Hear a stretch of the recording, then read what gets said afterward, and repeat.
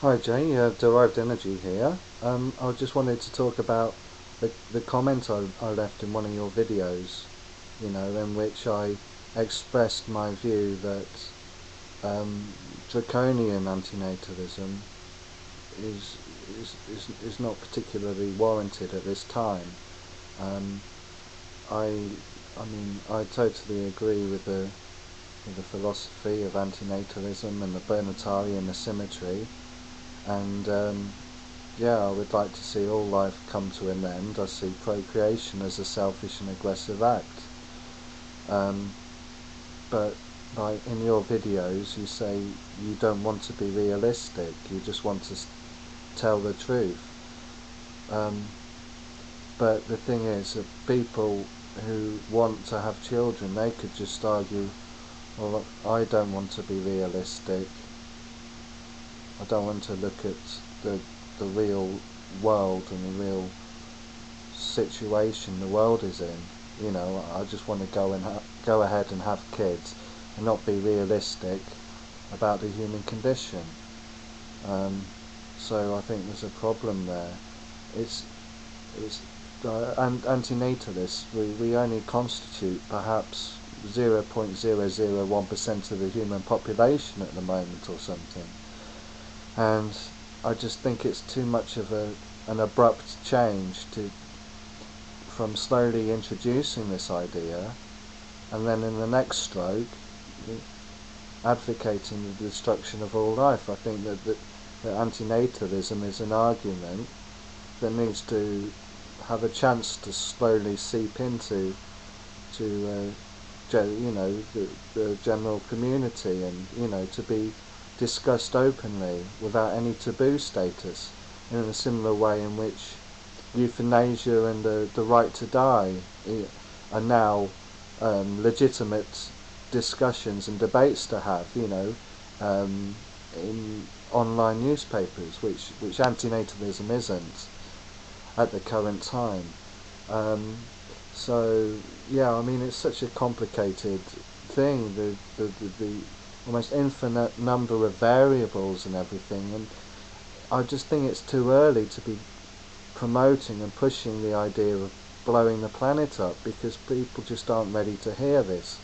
I think if we promote the softer version of antinatalism, if you like, the weaker version, then less people will be scared off from the idea of antinatalism. I think by promoting a draconian antinatalism, you're scaring away potential people who we could who we could gain support from, and I think that antinatalism does have the potential to catch on more than it has done up to this point. It's like if you listen to the Old Pan, she made this point in one of her videos. If you listen to the David Benatar interview that's on YouTube, quite a few people rang up and expressed views that supported David Benatar's arguments.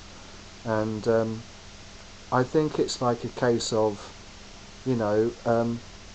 indicating the fundamental problem of the human condition, and trying to promote and expose this idea, and getting people to, become more aware of the arguments.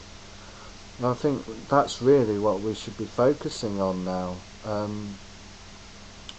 So yeah,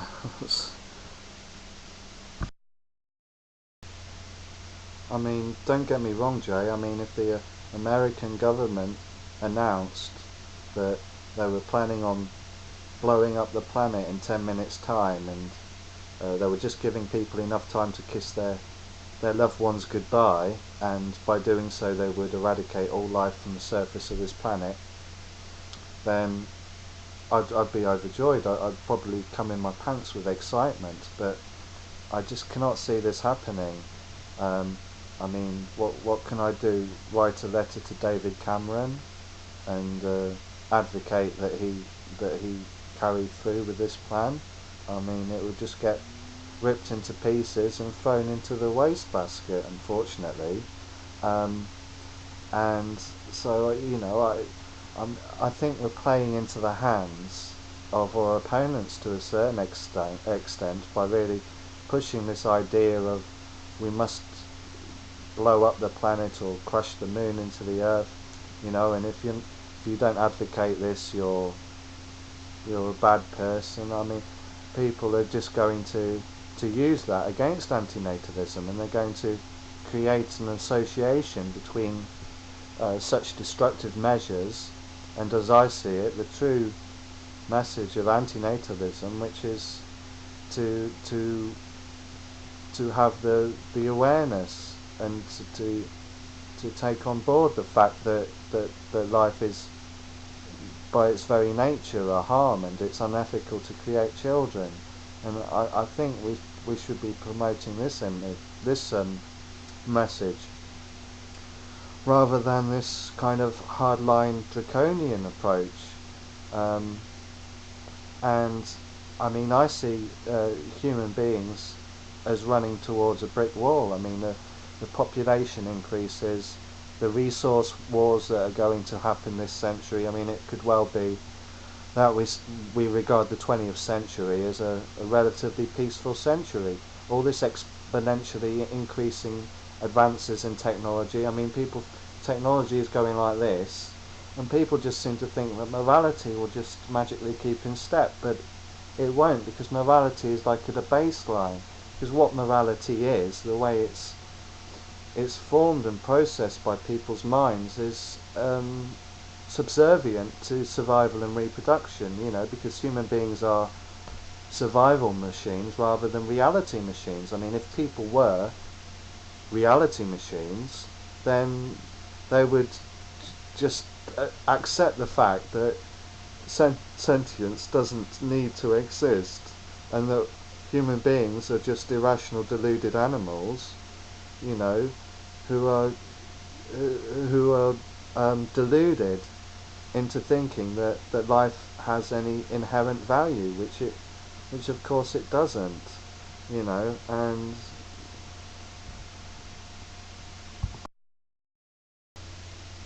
so, I'm confident that there are going to be absolutely humongously horrific, awful things going to happen later this century, and I think that this will create an environment in which people are more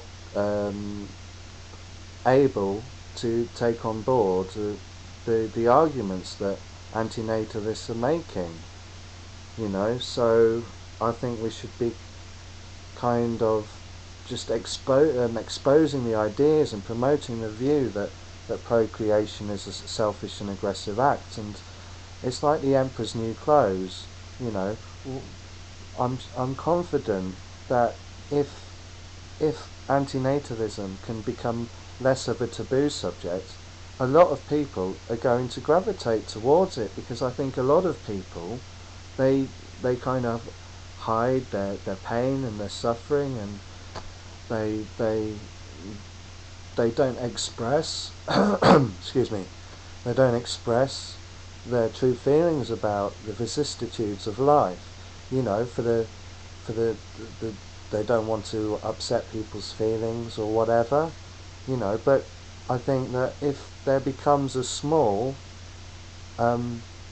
but noticeable minority of people who are advocating antinatalism, then I think if the people hear it on the radio, or if they hear it on a talk show or something, I'm sure a lot of people are going to just sit up and just think, well, I just thought it was me who thought about life this way, but it's not just me. It's a view that's more commonly held than what I previously thought, and all it takes is 1 or 2, 3, 4% of the human race to be expressing antinatalist arguments loudly, and people, society at large, is not going to be able to ignore that voice, and just talking about the technology and everything, the resource wars, the burgeoning population,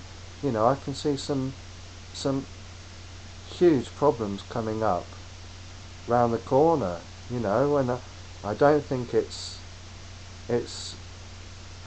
at all unfeasible that the human race will inadvertently cause extinction for themselves. Now, if that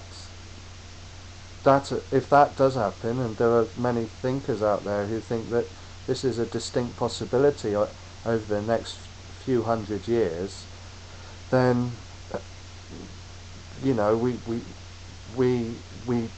if that does happen, then I don't see any reason why we need to advocate hardline antinatalism, you know, because the human race could well become extinct in a few hundred years, and if that occurs, which admittedly it's not a given, but I'm very confident and optimistic about that, then we wouldn't have to worry about, you know, the impracticalities of forcefully sterilizing people or taking children from their parents. I mean, as Skid Row Radio explained very articulately in his video to you, you know, it's just common sense that these kind of draconian antinatalism measures are just going to be self-defeating, and they'll just work up more hostility towards the antinatalist position than it currently faces. So yeah, that's what I think at the moment, you know. I mean, it's, if I had a button here, I'd press it, I'd just end the world, you know, but I don't have that button, you know, and there's a strong deontological and negative utilitarian ethics kind of conflict here, you know, because on the one hand, we see procreation as an extremely selfish and aggressive act, but on the other hand, there's a deontological, strongly intuitive and deeply held moral intuitive view that taking people's lives from them is an immoral act, you know, and yeah, so it's very difficult. I hope this answers your video. I just wanted to add on, you know, psychological research in that. I mean, if we can start to deconstruct the human sentient experience and the way that human animals process information about themselves and the world around them, then I think cognitive science is going to reveal some extremely disturbing facts about the way our minds work and about our identities and what we really are, you know. I mean, free will be absolutely destroyed by cognitive psychology, as will, I'm confident, the notion of self. You know, I mean, if science demystifies awe and wonder and happiness and love, you know, a demystification will occur.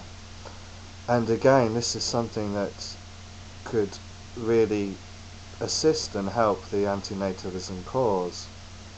So I just wanted to add that on as well as another thought. Bye bye.